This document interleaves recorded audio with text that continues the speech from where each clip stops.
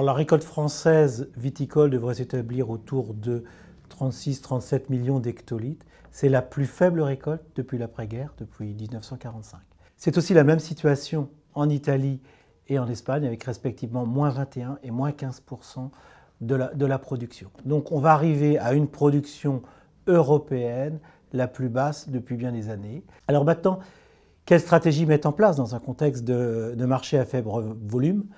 Le premier point, c'est que la France dispose de stocks relativement importants et donc ce qui va permettre, c'est qui devrait permettre à la fois de satisfaire les marchés et deuxièmement d'éviter une trop forte augmentation des prix. Le deuxième point, c'est que c'est sûrement une période propice pour redévelopper des contrats pluriannuels entre les négociants d'une part et les coopératives et puis les producteurs. Des contrats gagnant-gagnant qui permettront de stabiliser les prix pour les consommateurs et pour les producteurs sur plusieurs années. Donc un troisième point, dans certaines régions, on va devoir peut-être repenser à replanter et accroître la surface de production, notamment sur le cognac où les marchés sont très porteurs et a priori durablement. Donc les points de vigilance, c'est bien sûr les marchés export, éviter d'avoir des tarifs qui aillent trop à la hausse.